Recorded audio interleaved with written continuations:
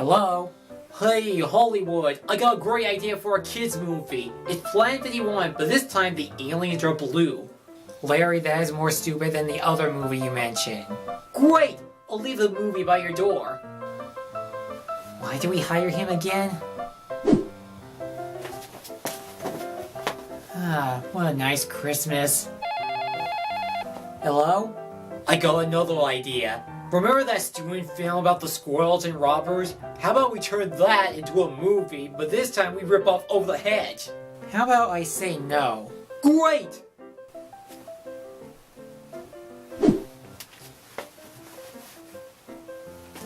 Huh? What is it, Larry? Okay, let's bring in George Lucas.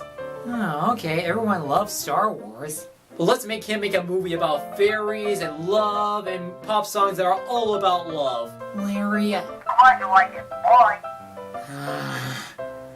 Margaret, bring in that director of Paddington.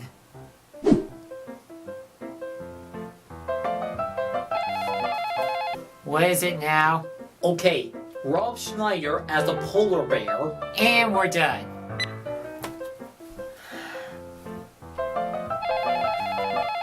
What? Yeah, hi. We want to make another Kung Fu Panda movie. Please do it now! Let's wrap up with the Kung Fu Panda trilogy with the third installment. The Kung Fu Panda movies have been considered by many to be one of the best DreamWorks movies ever. The first one was pretty good, and the sequel reigned supreme. But can the next sequel top the other? Welcome to another episode of the Wonder Reviews. Prepare to get skadoosh. This is Kung Fu Panda 3.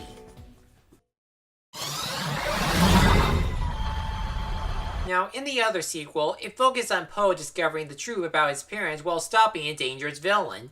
In this one, it's obviously picking up where we left off. Master Shifu has promoted the Dragon Warrior to become a teacher. The only problem is he's not a very good one. Meanwhile, Po is reunited with his biological father, and it turns out the pandas are not extinct and they're living in a secret hidden valley. But a spirit named Kai, voiced by J.K. Simmons, has escaped from the spirit realm and wants to collect every chi energy from all of the Kung Fu masters. And according to an ancient scroll, the only way to defeat him is a chi master. Po's real father says that he can teach him on how to master chi by unlocking his inner panda. The string behind this movie is the theme of family. Po is happy that now he has two dads. His biological dad wants to reunite with his son to make up with all the lost times he had with him. And Mr. Ping still wants to be part of Po's family. In fact, the side plot about Po being a teacher is not bad either. It's the main plot element that comes into play later in the film, so the plot is pretty good. Is it better than the other sequel? Well, there are some problems with it, and I will admit it's not as strong as the other two. The problem is that it's actually predictable regarding Po's dad teaching him about being a panda, and you can figure out on how Po is going to teach. The humor is mostly good, but the more that I think about it, this movie's more goofy than serious as, say, The Legend of Awesomeness TV show. Well, maybe not that goofy since the continuity does match up with the other two films. And even if there are some comedic moments, I will admit I did laugh at them. I know the plot is predictable, but I can still accept that I did saw a Kung Fu Panda movie.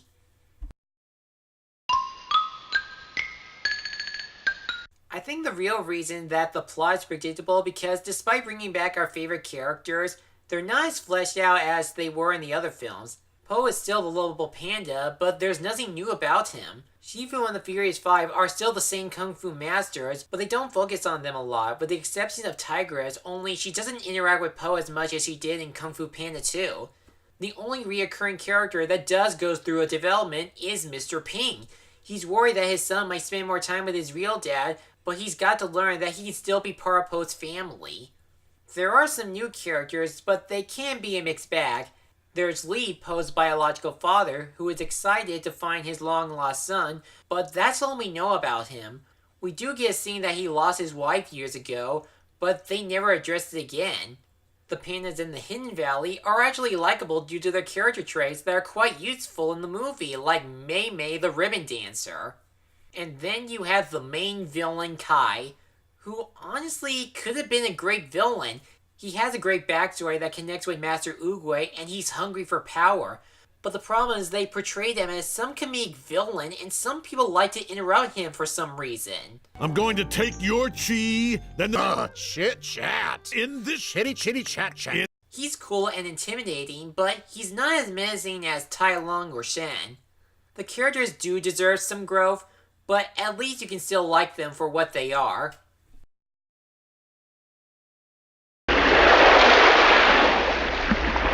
If there is one thing that we keep watching in these movies, it would be the animation. All of the designs of the animals have nice textures on their fur and fabric on the clothes, and that includes some of the designs of the pandas. You can tell these characters apart based on their designs and traits. The character animation continues to be great by moving like the exact animals they're supposed to be, which makes the action scenes awesome to watch, especially in the climax after post-training. There's also the backgrounds, which they introduce us to new places that we never see in the other two films. These include the Secret Panda Village being a peaceful home where the pandas just lay back, and the Spirit Realm is a mystical void with floating rocks and buildings. And then you have the lighting and visual effects, which are actually the focus of the third film. The use of Chi represents inner peace energy, while J is like this mind control weapon to turn Kung Fu masters both alive and deceased into zombies. The animation was really good in the first film, it was great in the second film, in the third film, it's still great.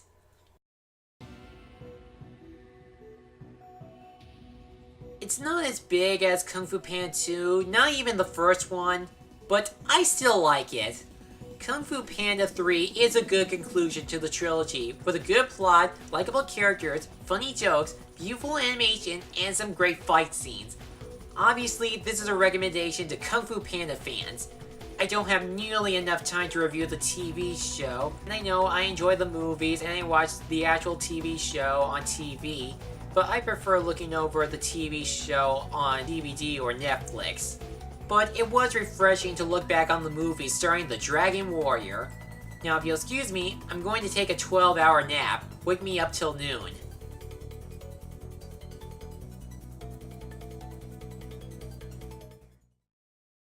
Thanks for watching this video. If you enjoyed this, feel free to like, comment, and subscribe me for a new review and other project every week. I'll see you soon.